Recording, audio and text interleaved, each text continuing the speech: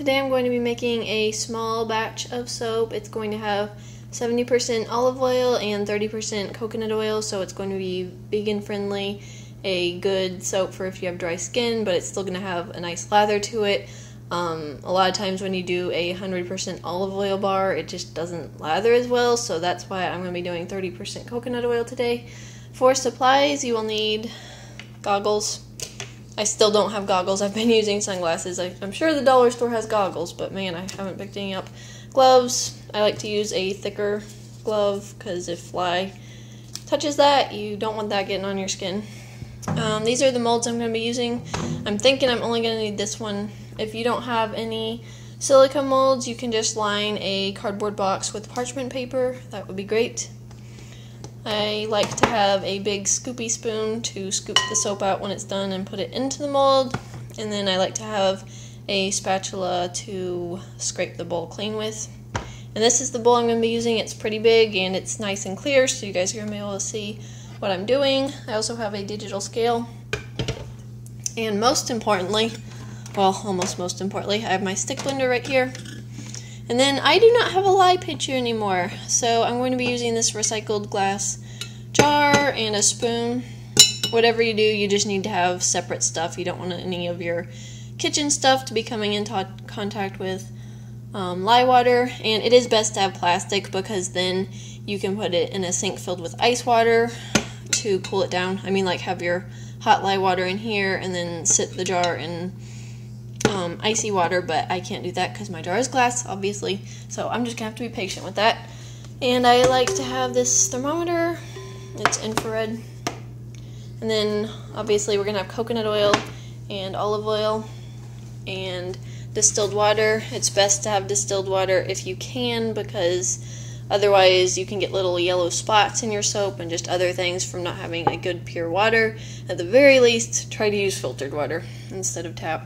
And that's my lye. I ordered it online and it came in a Ziploc bag, and that is whatever. Also, I am going to be scenting my soap today, so this is the first video where you're going to be able to see that I did anyway. This is a blend. It's from Eden's Garden. I don't care for it. I don't care for blends in general. So I'm going to be dumping it in my soap today, and let's get started. We are on soapcalc.net. I'm going to change the weight of the oil to ounces because that's what I use. And super fat is correctly set at 5%. I'm going to come down here, select coconut oil, olive oil,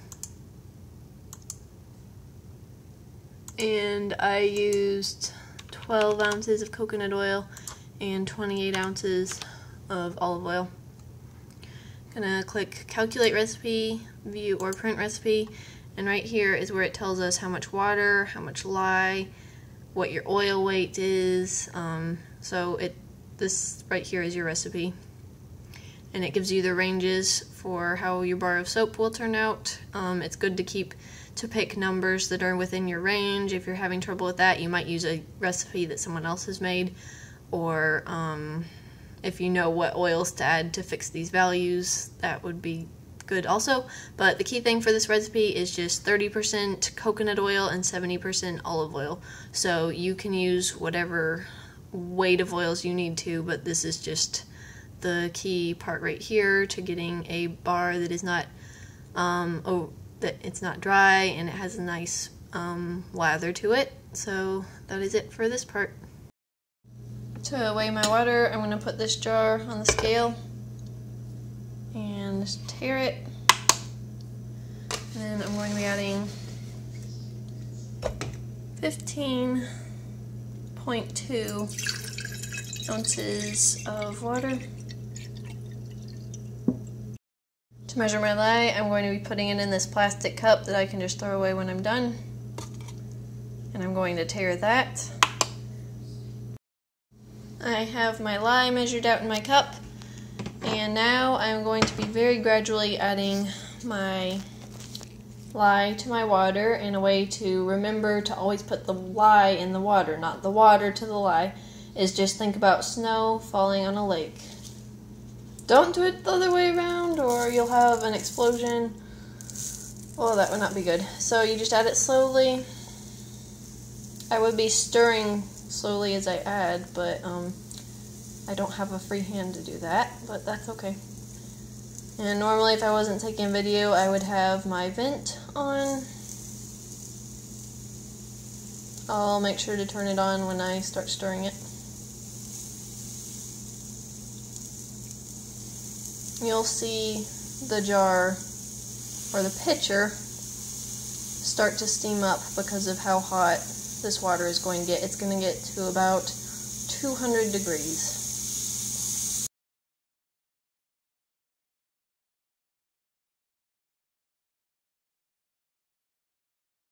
You can see how much this jar has steamed up because of the heat, and we're starting to be able to see my stirring utensil. The water's turning clear, so that means I'm about done stirring it.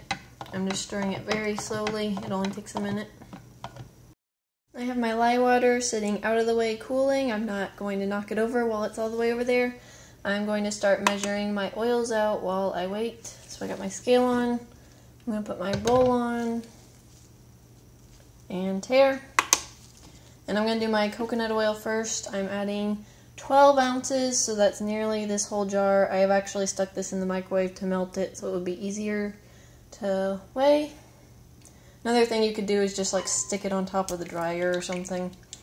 Or just keep it somewhere warm, because this stuff melts at like 76 degrees or something.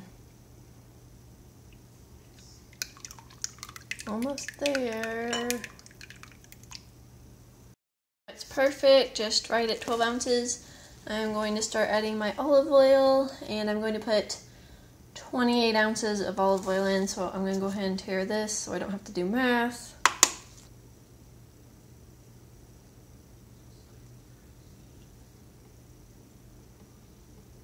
I've got my 40 ounces of oil right here. I'm about to put it in the microwave to heat it up a bit to get it closer to the temperature of the lye water, which is still cooling.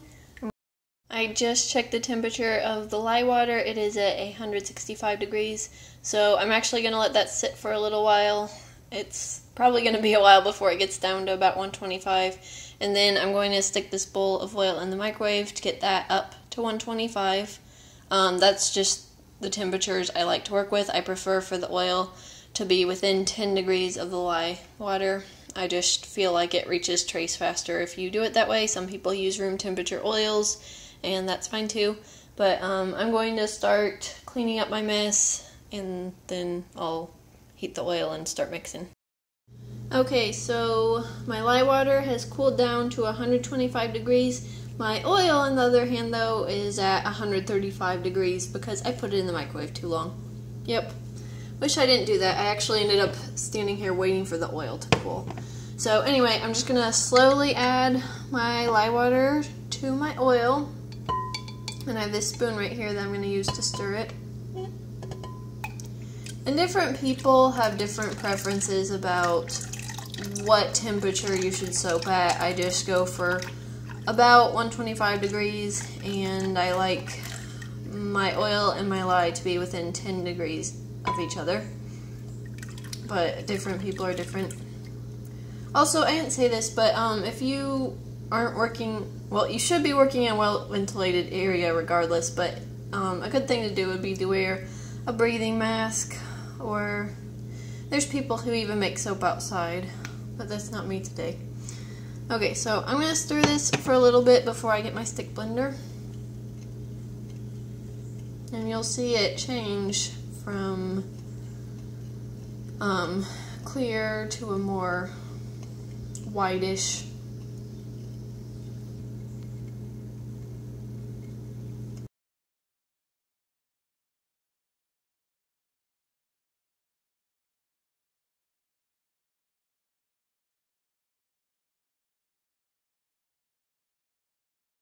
For is trace, that is where you can see the lines of your stirring utensil.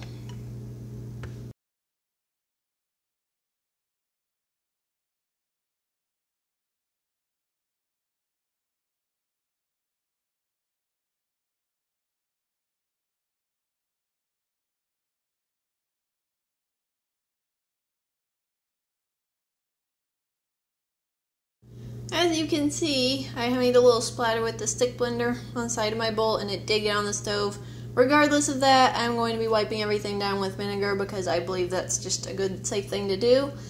I always keep vinegar around when I am working with lye.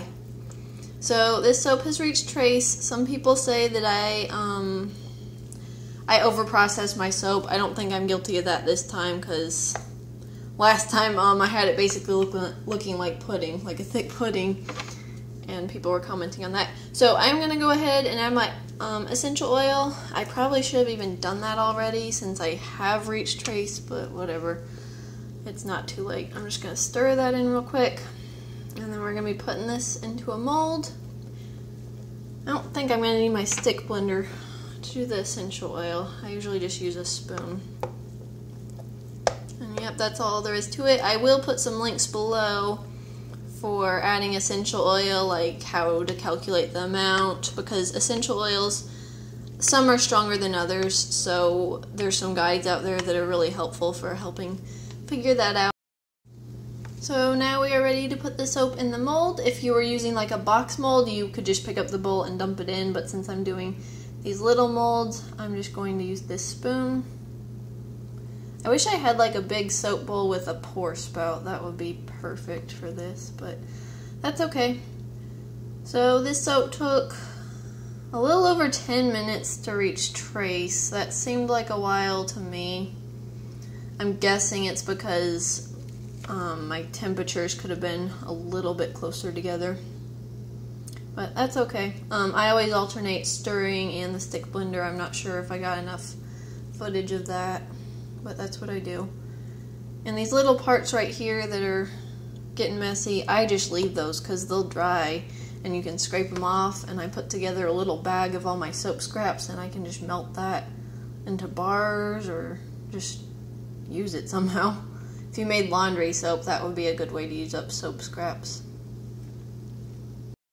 My blue mold is all full and I have like a tiny bit of soap left, so I'm going to put it in this heart-shaped mold. I got this at Aldi, probably on clearance, but I don't know. Even if it wasn't on clearance, it was really cheap, so just keep an eye out for this stuff. I mean, it's obviously for Valentine's Day, but I mean, who wouldn't want a heart-shaped bar of soap? So yeah, I mean, like all the kitchen silicone stuff is great for this. Here is the soap. It obviously made more than I was thinking it would, which is a nice surprise. I got to fill up my whole heart mold. So I'm thinking it's going to be ready to pop out in the morning. We'll just have to see. I usually let go overnight, but I've had batches in the past take longer than that, so we'll just have to see. So after 24 hours, my soap is ready to come out of the mold. It's hard. I believe it took my soap so long to harden because I did not insulate these. I'm not going to bore you with why I chose not to. I'm going to link an article in the description in case you're interested, but I don't want to bore everybody with those details.